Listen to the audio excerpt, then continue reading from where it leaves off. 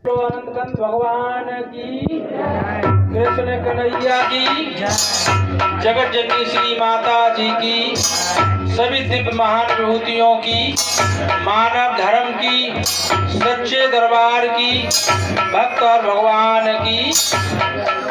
गुरुर ब्रह्मा गुरुर विष्णु गुरुर्देवो महेश्वरा, गुरुर साक्षात् परब्रह्म तस्मै श्री गुरुवे नमः। या देवी सर्वभूतेषु ज्ञान रूपेण संसदा, नमस्तस्यै नमो नमः, नमस्तस्यै नमो नमः।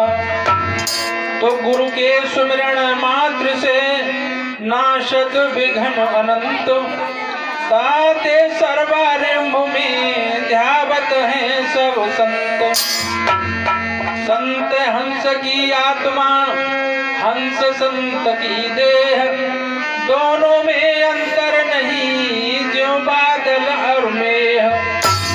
तो तीर्थ नाई एक फल, संत मिले फल चार, सतगुरु मिले अनेक फल, सो कहत कबीर विचार। प्रेम से बोलो आनंद कंद भगवान की। प्रेमी सज्जनों, अभी आपने कीर्तन के माध्यम से सत्संग को सुना, और आज हमारे आपके ये सौभाग्य है जो कल काल में सत्संग सुनने को मिलता है। आज एक बहुत बड़ा पर्व है। एक हमारे भाई विवेक का जन्म दिवस, जिसे जयंती के रूप में मनाया जाता है। और आज जिन भाइयों को यदि नाम न मिला हो तो वो नाम का भी दिवस है, नाम प्राप्त कर सकते हैं।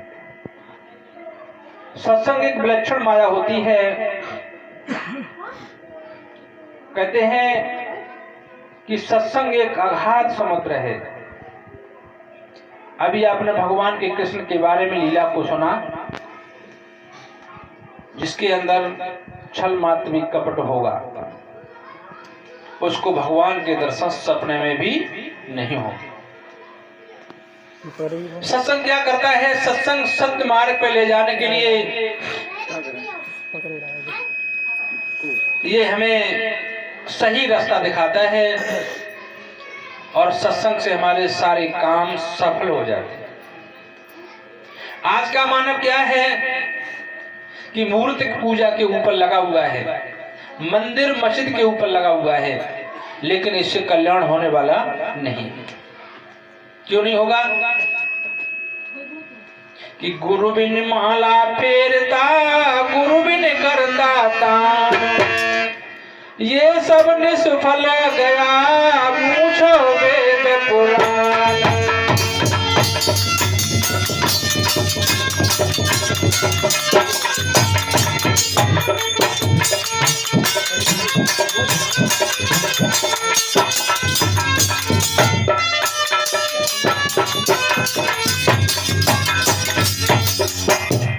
इसलिए कोई गुरु नहीं है। आज हम बात करते हैं, हमारे इतिहास में कह रहे हैं कि बगैर गुरु के कोई दान पुण्य या हवन नहीं लगता है। क्यों? संतों ने कहा है कि चल सकता सच्चा बाण तभी, जब ठौर ठिकाना हो कोई, कर्तव्य तभी पूर्ण होगा, जब प्रण बिठाना हो कोई। आज आप लोग जितने मेरे भाई बंधु आए हुए हैं, अब पूरा संसार, पूरा समाज देवी देवताओं की पूजा करता है। ऐसा कोई मनुष्य नहीं है जो देवी देवताओं की पूजा नहीं करता, लेकिन जानते नहीं किसकी और कब और कैसे करें। तो संतों ने कहा कि जानता बूझा नहीं और बूझ किया नहीं कौन, और अंधे को अंधा मिला तो राह बतावे कौन। जब इस समाज को हम जानते नहीं, समाज को समझ नहीं पा रहे हैं, तो मेरा कल्याण होगा तो कैसे?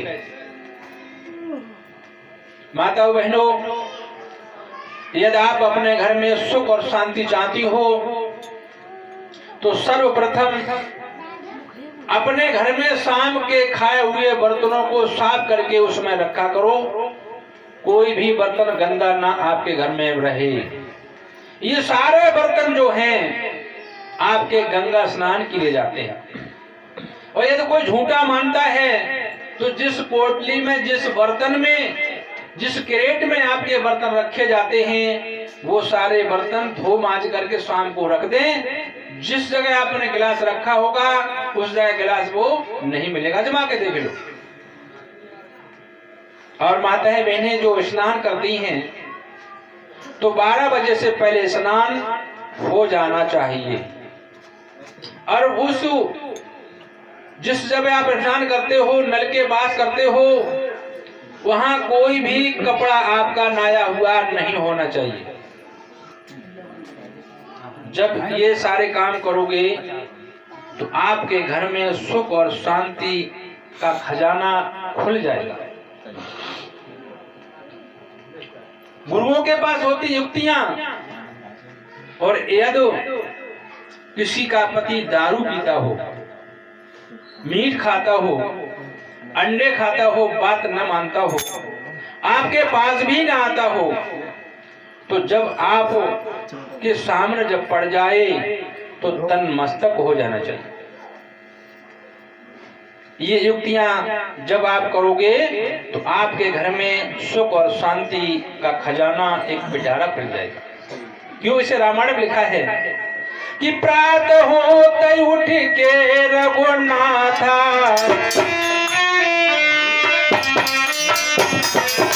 प्रातः होते उठ के रघुनाथा, मात पिता गुर नावे माथा।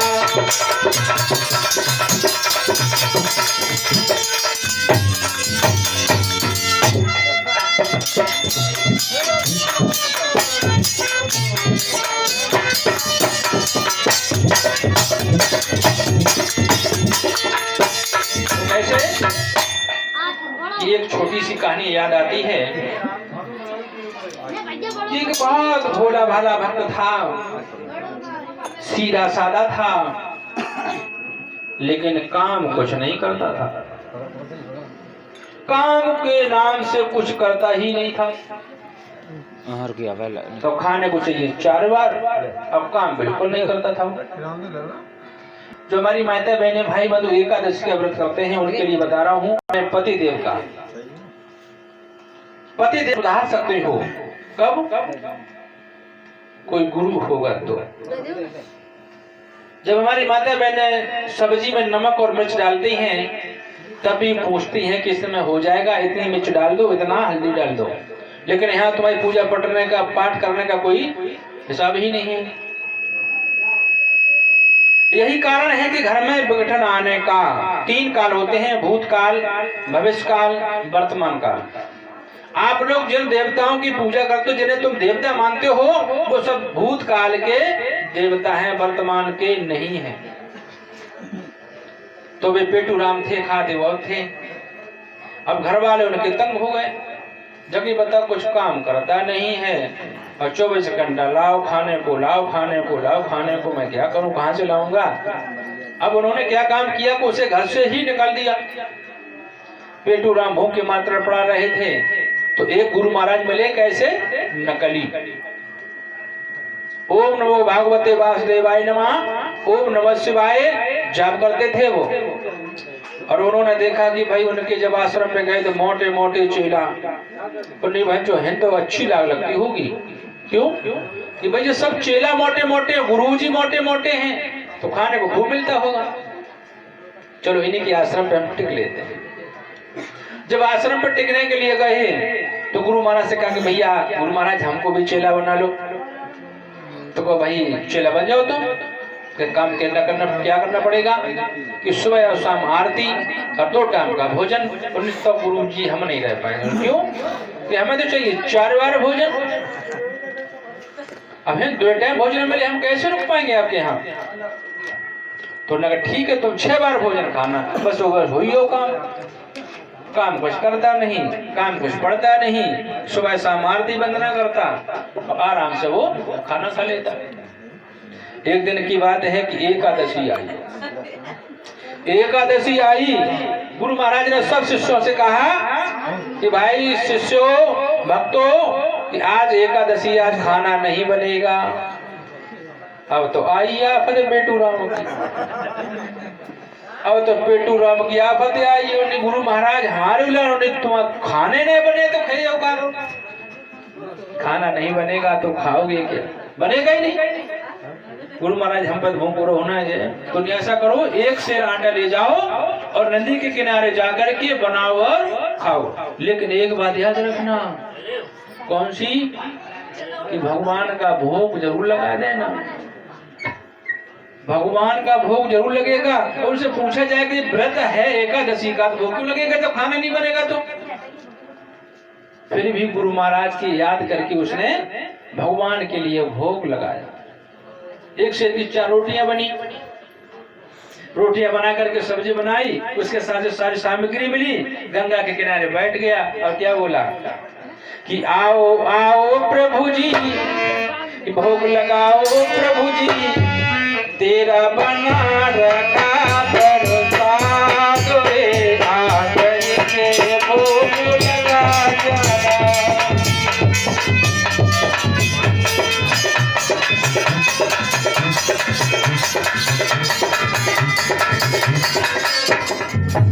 अयो अयो प्रभु जी, अयो अयो प्रभु जी, भोग लगाइयो प्रभु जी, तेरा बना रखा प्रसाद रे, आकर के भोग लगा जाना।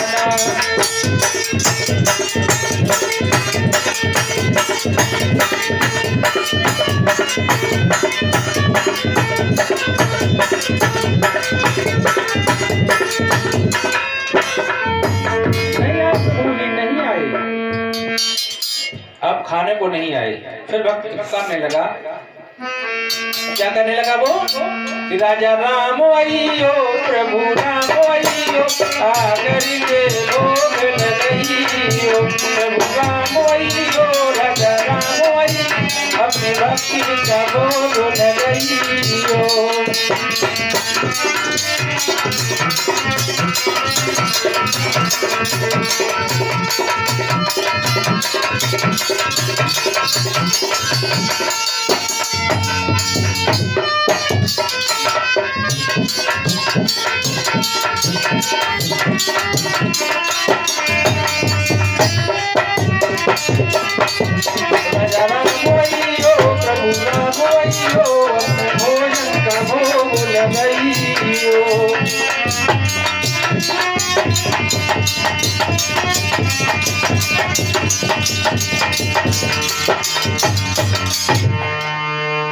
अब प्रभु ने क्या काम किया कि भक्त की पुकार सुनी और आए। अब उन्हें 4 रोटी खाइए, उन्हें कहला बचो कछो ना। अब उन्हें खुच्चन खुच्ची और भाई खाए, 1 गिलास पानी पी लो। कई प्रभु कहा बताम तो सतवा खाइए। अब गुरु महाराज यहाँ बेटा बताओ कि अब कहा बताओ, हम तो भूखे ही रहे। क्योंकि वे तुम्हारे राम आए हो सब खाइए, तुम कहते एकादशी व्रत बेउरात।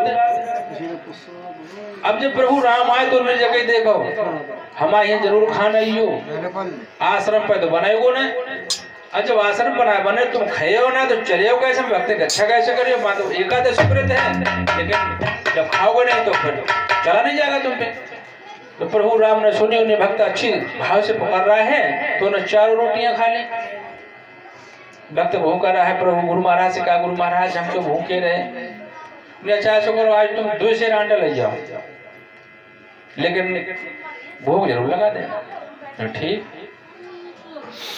अब भोग जब लगाओ तब रोटी बनाई उनने, बुआ के साथ से सब सामग्री लियो, जलपान करके रोटी जब तैयार करी तो बन पुकारो का कही कि राजा राम आइयो, प्रभु राम आइयो, अपने भोजन का भोग लगाइयो प्रभु।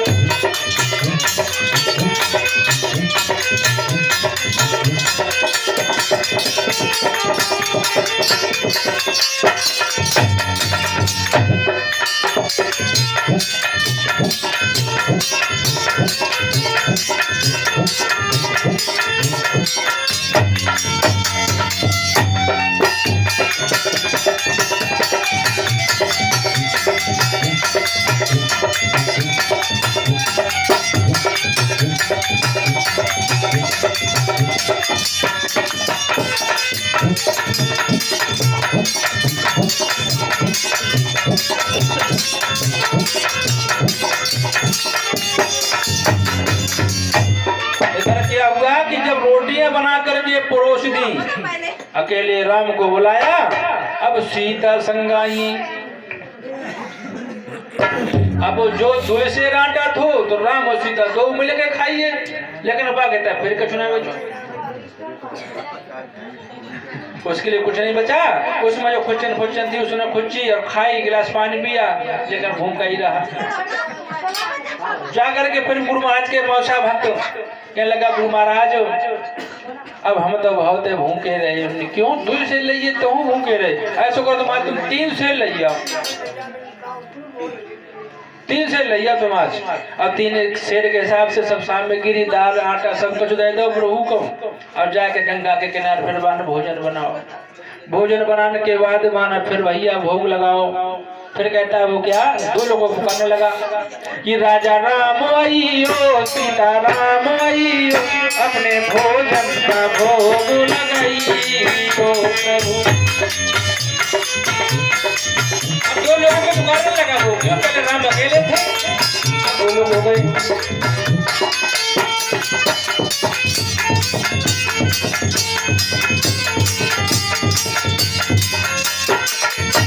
प्रभु राम आइयो, सीता राम आइयो, राधे श्याम आइयो, अपने भोजन का भोग लगाइयो।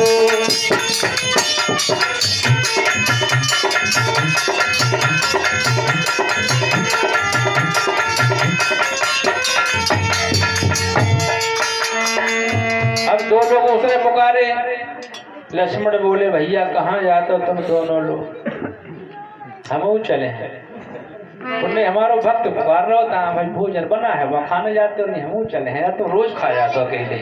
अब 3 चले आए, राम सीता लक्ष्मण, क्यों? तिगड़म लग गई। और जब तिगड़म लग गई फिर बाकी बात फिर भी करी, 3 से आटा 3 से वे खाइए। लेकिन बेचारे भक्त का चुनाव क्यों? कि एकादशी व्रत था। अब व्रत में भगवान क्यों खाते हैं? तो कोई भी व्रत मत रखो, कोई भी व्रत मत रखो। व्रत किसका रखो? कि जब हम लोग गर्भ के अंदर से उत्पन्न होकर माँ के उदर से आए थे तो हमारी मुट्ठी बंधी हुई थी।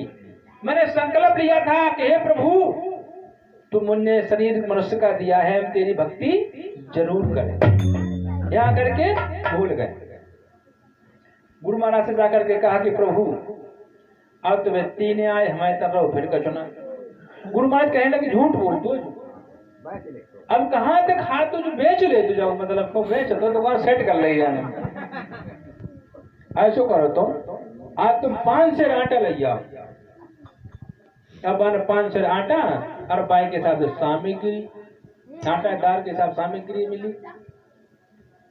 आज गुरु महाराज बोले और हम देखन जरूर जाए, बेच तो है कब दुकानों पर, हम देखन जाए, चेक जरूर करें।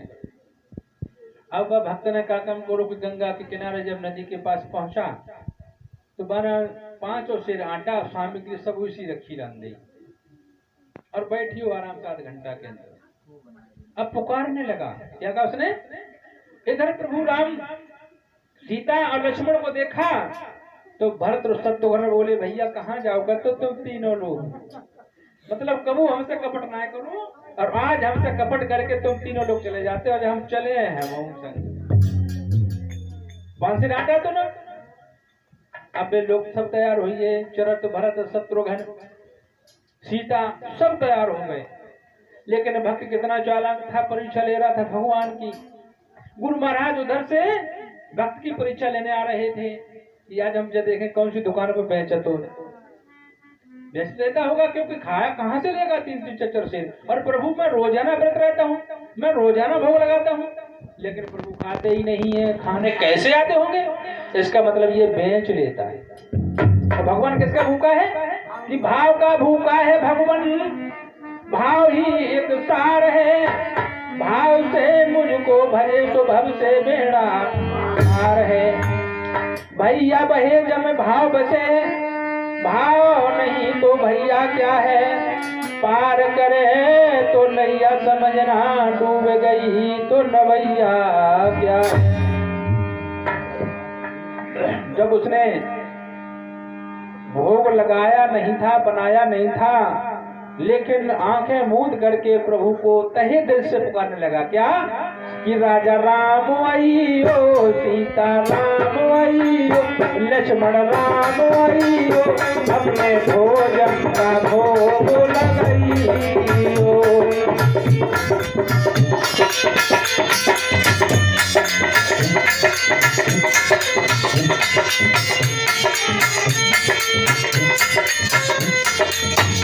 प्रभु राम आइयो, राजा राम आइयो, सीता राम आइयो, लक्ष्मण राम आइयो, अपने भोजन का भोग लगाइयो।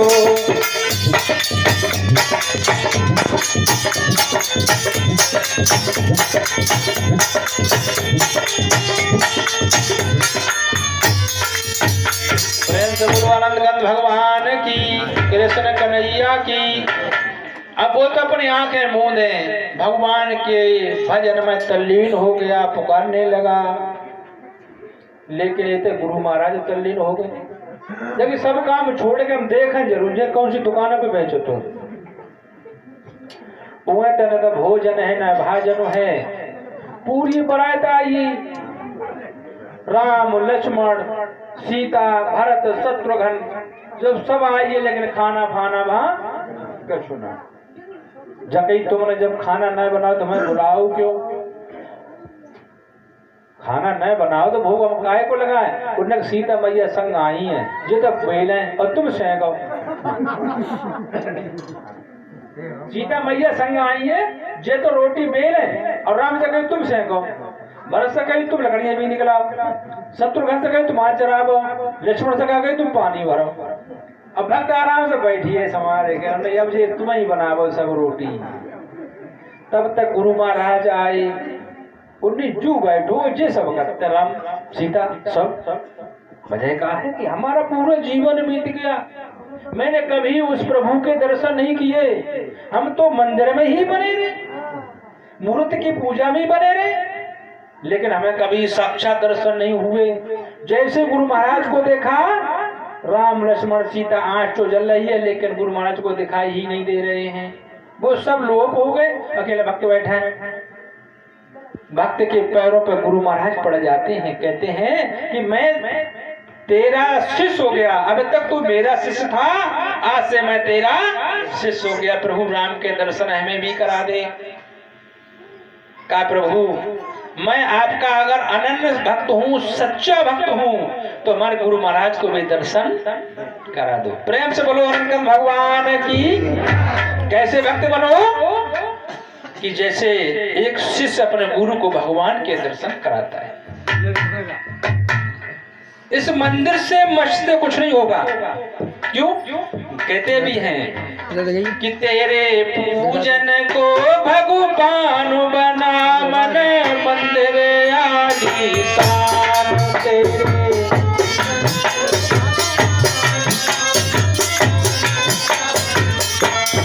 तेरे पूजन को भगवान बना, मन मंदिर आलीशान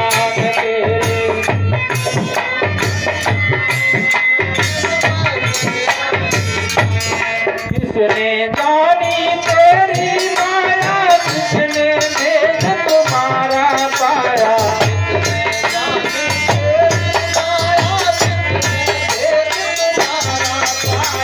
किसने जानी तेरी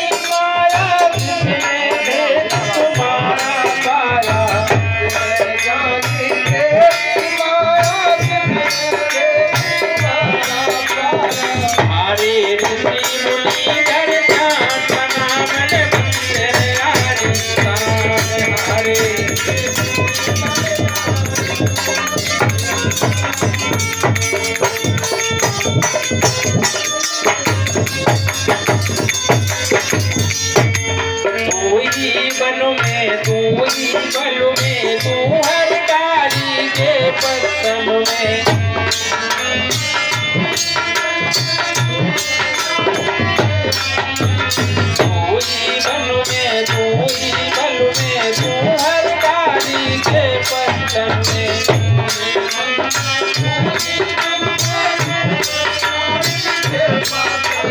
तेरी लीलाई तुम्हार बना मन मंदिर आली शाम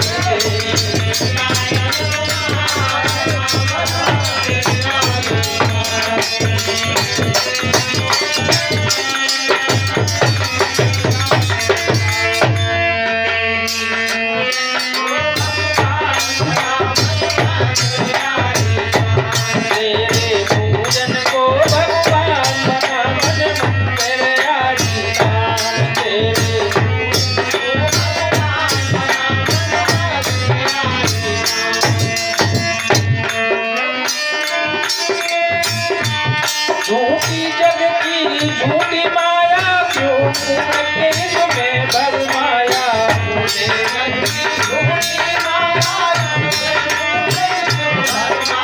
झूठे जग की झूठी माया मूरत तुम्हें क्यों भरमाया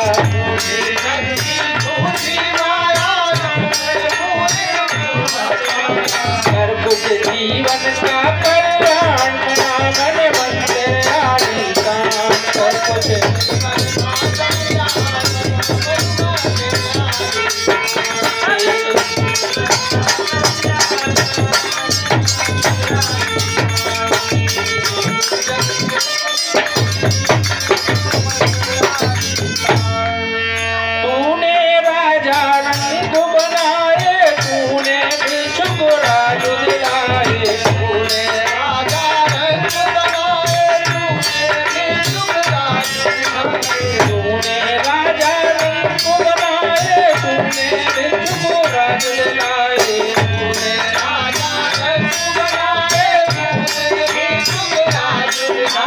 अरे हम जीवन का कल्याण बना मन मंदिर आली काम करें हम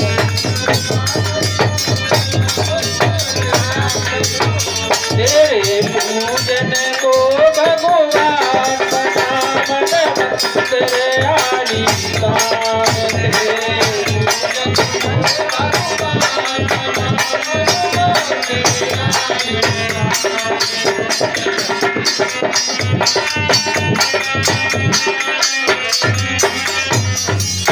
प्रेम से बोलो आनंद कंद भगवान की कृष्ण कन्हैया की। कितनी बढ़िया बात संतों ने कही किस कि तेरे पूजन को भगवान बना मन मंदिर, लेकिन फिर भी मंदिर में जाते हैं, मंदिर में फिर भी जाते हैं। हमारे लिए सबसे बड़े देवता कौन है? माता पिता और गुरु। इस संसार में गुरु से बड़ा कोई देवता नहीं है। कहते हैं कि गुरुबिन माला फेरता गुरुबिन करता दान, ये सब निष्फल गया पूछो वेद पुराण। रामायण में तुलसीदास महाराज जो है महाराज ने लिखा है मानस में, क्या लिखा है कि सप्त दीप नव खंड में और गुरु से बड़ा न कोई, करता करे न कर सके गुरु करे सो। तब भी अगरबत्ती किसकी लगाते हैं? बाबा दादा के आदम के जमाने की। क्योंकि हमारे महाराज कह गए इस चीज को कि हमारे जो घर में होता रहा वही हम भी करेंगे। प्रेमी सज्जनों, आप यहाँ सारे लोग आए हो, सौभाग्य का समय है जो आप लोगों को इस कलकाल में इतनी बड़ी सर्दी में आप लोगों को सत्संग सुनने को मिलता है। इसे रामायण तुलसीदास महाराज ने लिखा कि बड़े भाग्य पाइए सत्संगा। हमारे आपके सौभाग्य है, सत्संग मिल रहा है कलकाल में। बड़े भाग्य पाइए सत्संगा और विनय प्रयास होत भव भंगा। ये मानस में साफ साफ लिखा है कि हमारे आपके सौभाग्य हैं जो मनुष्य शरीर हम लोगों को मिला हुआ सत्संग मिलता है। प्रेमी सज्जनों कि जब आप साधा रूप में बैठे हैं, अगर हमें उम्र बढ़ानी है तो पहले आपने देखा होगा कि 10-10 हजार वर्ष लोग तपस्या करते थे। 10-10 हजार वर्ष। अब आज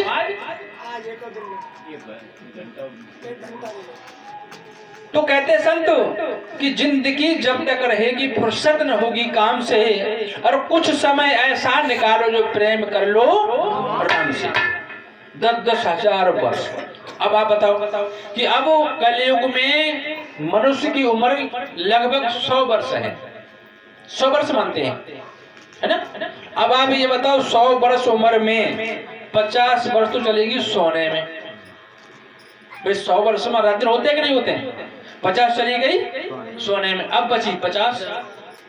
और 50 वर्ष में क्या भजन कर सकते हो?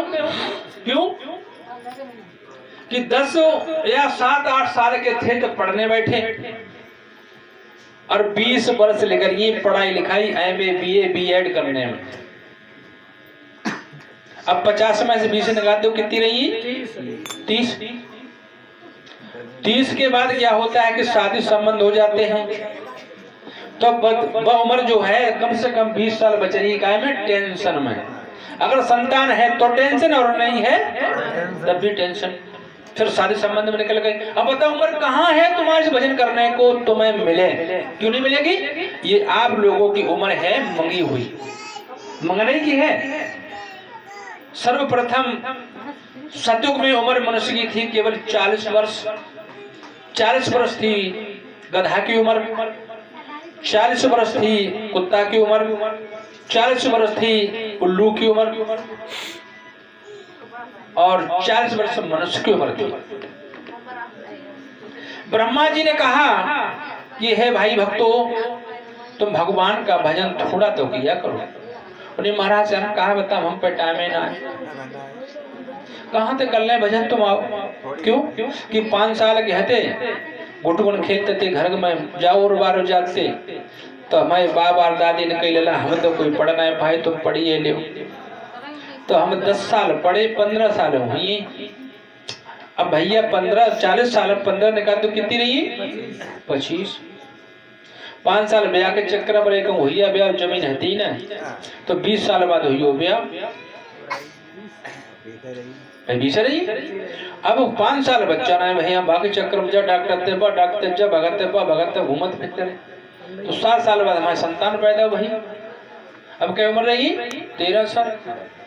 अब 13 साल में ब्याह करें कि हम तो भजन करें कि हम खेती बाड़ी करें, काहे से का कर लें? सो बता, अगर उम्र बढ़ाए तो हम भजन कर सकते हैं। ब्रह्मा जी से जब भक्त ने कहा कि भाई बैठो देखा जाएगा, तब घूमते घामते गधा आ गया। त्राहि माँ प्रभु बहुत बड़े अन्यायकारी हो तुम। बोले क्यों? मैंने तुम्हारे साथ में क्या कर दिया?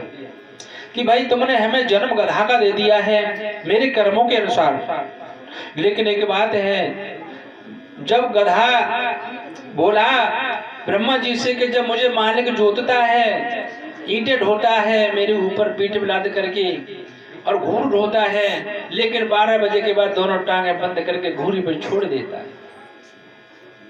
दिन में तो जो है बोझ ढोता है, और 12 बजे के बाद घूर पे हमें छोड़ देता है। अब बताओ जीवन यापन कैसे हो हमारा हो? उन्हें क्या करोगे फिर कि हमारी उम्र कम करते हो? कितनी करते तुम्हारी? उन्हें हमारी उम्र करते हो अब 20 वर्ष। उन्हें जाओ तुम्हारी उम्र 20 वर्ष हो गई। तब तक घूमते घामते कुत्ता पहुंच गया। कुत्ते ने कहा प्रभु बड़ा अन्यायकारी हो, तुम मुझसे जिया नहीं जाता है। क्यों? कि मालिक का हम पूरे दिन घर रखाएं, पूरी रात घर रखाएं, घूमे मरे जाएं, और मालिक जब हमें रोटी डालते तो ना दूध में मिलते तो कबू घर रखा देता है, और रोटी खाए के हम ने को ऐसे करके बैठे तो लेडी। अब हम लेडी हैं, पूरे रात रखा है, पूरे दिन रखा है, हम पे कछोट, हम पे प्रभु नाजी हो जाए तो हमारी उम्र कम कर। बोले जा तुम्हारी हमने 20 वर्ष उम्र कर दी, 20 गधा की और 20 कुत्ता की, 40 हुई ना, और 40 मनुष्य के हुई 80, अब्बा की हुई है 82। अब आइयो तो उल्लू ने कही भैया प्रभु बहुत बड़े अन्यायकारी हो तुम। उन्हें क्यों? कि भैया हमारे रात में दिखा, मतलब जो है दिखातू, और दिन में दिखातू ना है, और जब ही सूरज निकल आते हैं तब हम वृक्ष पर लटके तो उल्टे ही लटके हैं हम। और बड़े जब जीव जंतु आते तो हमको निकल जाते हैं, बर्बाद हो जाते हैं, पर जिया नहीं जाता। कहाँ तक उल्टे लटके रहे हैं चकुंदरी से। ऐसे कर प्रभु भाई उम्र कम करते हो, और जब तुम्हारी 20 वर्ष कर गई तो 20 तो वही गधा की, और 20 हुई कुत्ता की, और 20 हुई उल्लू की। 60 वर्ष उम्र हुई है, और 40 वर्ष मनुष्य की। 100 वर्ष हुई, वही 100 वर्ष उम्र मनुष्य को दे दी। 40 उसकी थी, और 60 धरोहर है, मंगनई की उम्र है। दही काय करो थी वह भजन करने का, उसको क्यों उम्र मिली थी?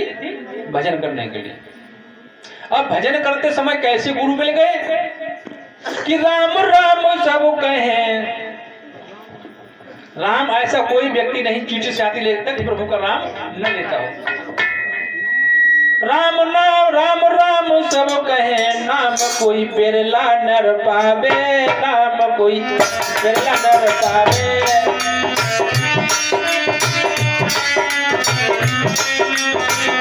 नाम कोई बिरला नर पावे, नाम कोई बिरला नर पावे।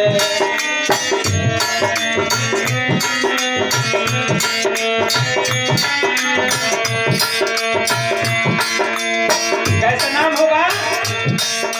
नी अक्षर है नाम बसे सत धाम, मिले बिन काम सदा सुखकारी। वो नाम कैसा है? अव्यक्त नाम है, बिना अक्षरों का है। नी अक्षर है नाम बसे सत धाम, मिले बिन काम सदा सुखकारी। वो उसी शख्स को मिले आस दिन मारी।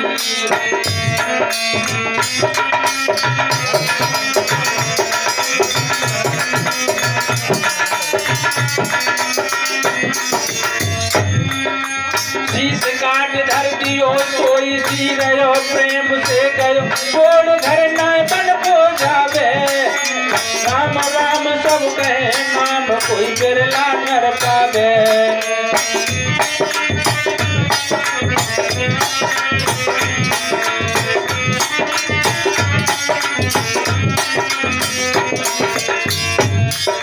कैसा नाम बताया?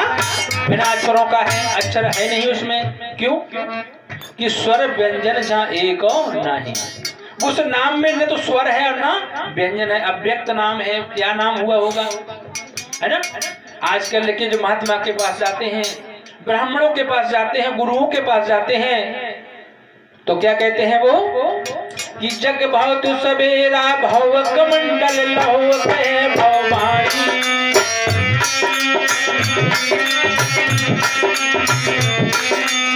जग भाव तु सवेरा भव कमंडल लहो कहे भववाणी।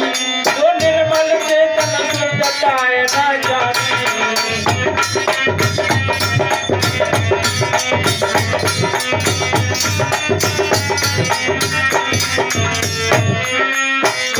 लंबे केस संत के भेष द्रव्य हर लेत, कान में कह कह भर भावे। नाम राम सब कहे, नाम कोई बिरला नर पावे।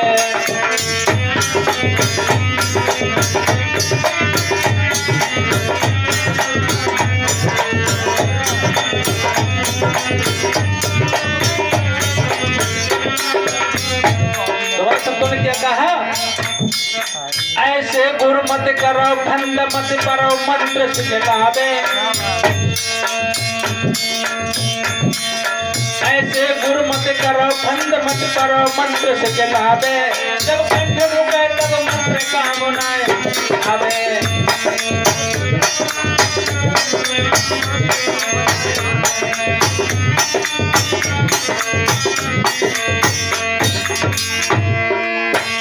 गुरु भरंग रहे सत्संग लोक वो चौथा दिखलावे। राम राम सब कहे, नाम कोई बिरला नर पावे।